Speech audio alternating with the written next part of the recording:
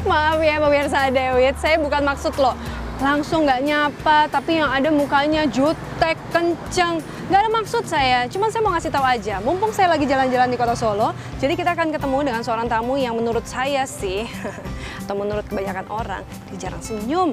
Bener nggak ya? Kira-kira kalau nanti ketemu sama saya, dia bakalan senyum nggak? Biarpun sedikit. Mudah-mudahan. Cuman tamu kita ini juga sangat keren. Usianya masih muda. Dia adalah seorang pengusaha yang bisa membawahi beberapa perusahaannya dengan sukses. Ide beberapa loh. Gak cuma satu perusahaan. Keren kan? Gimana kalau langsung aja kita ketemui orang yang saya maksud.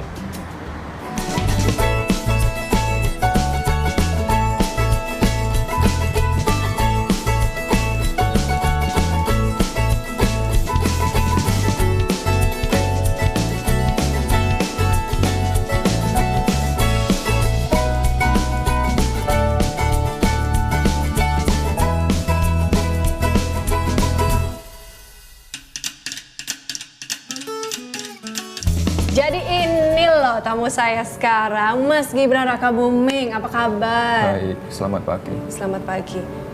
Tuh bener kan? Gak ada senyumnya kan? Tuh emang bener terbukti. Tapi bentar, tadi saya juga ingin membuktikan nih sama pemirsa. Kira-kira kalau udah ketemu dengan saya, bakalan senyum dikit nggak ya? Bakalan nggak ya? Bakalan nggak?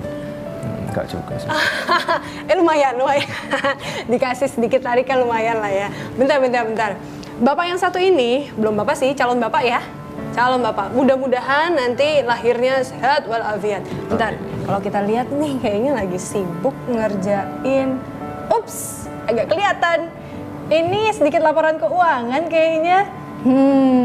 Enak ya, seorang pengusaha biasanya kalau ada partner dalam pekerjaan kan harus bikin report keuangan, harus bikin apa-apa semuanya deh dikerjainnya bareng. Lah kalau di Cilipari sendirian kan?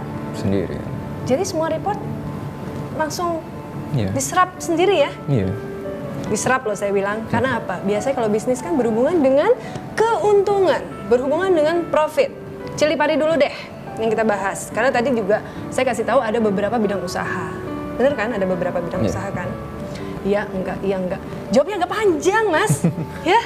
Boleh? Oke. Boleh, asik. Kasih senyum sedikit. Lumayan. Kita hitung ya, ada berapa senyum di segmen satu ini. Oke, kita mulai lagi. Untuk urusan profit, Mas. Kalau kita bilang, Cilipari ini pasti awalnya nggak langsung melonjak dong. Pasti akan, ya ada turun-turunnya dikit kan. Yang paling berat tantangannya apa sih, Mas? Yang paling berat untuk Cilipari itu ini apa? Pada awal-awal tahun. Kan kalau catering sama restoran itu beda ya. Kalau ada restoran baru buka itu orang-orang pasti bilang gini apa?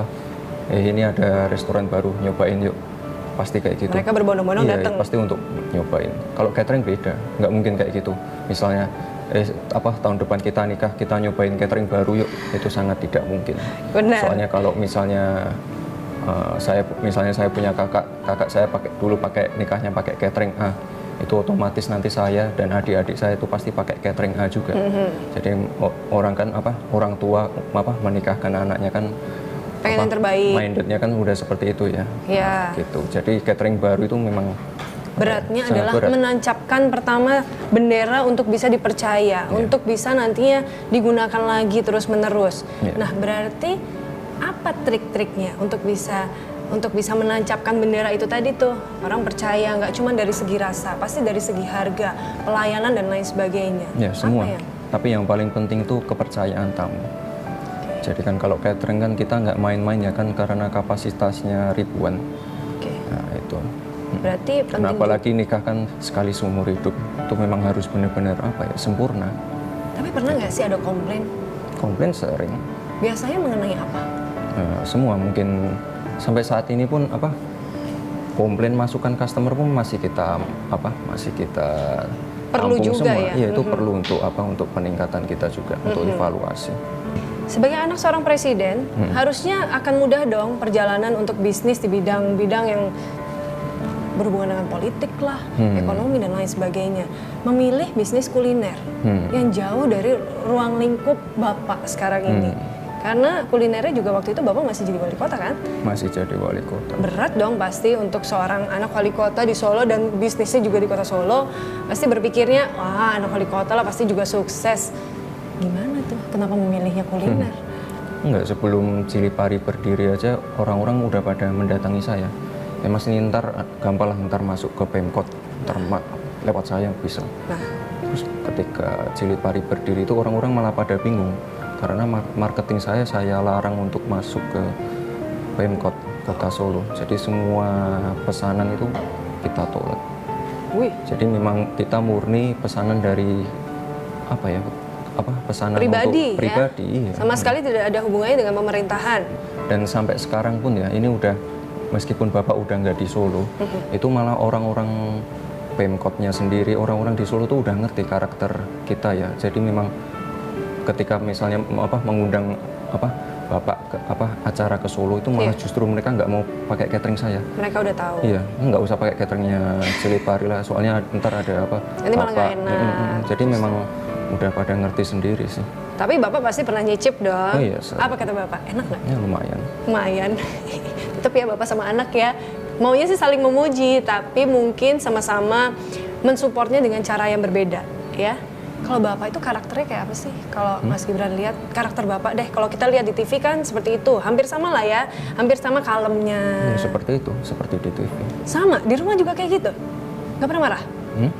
Marah sekali. Saya tuh bisa membandingkan kalau Bapak marah itu nadanya agak ya naik sedikit, tapi sedikit lah itu bisa dibilang nggak kayak marah sih. Kalau di rumah juga nggak pernah ya? Ya kadang-kadang. Kadang-kadang, lumayan ya. Lumayan lah kita bisa dapat info sedikit soal Bapak. Kita kembali lagi ke urusan bisnis.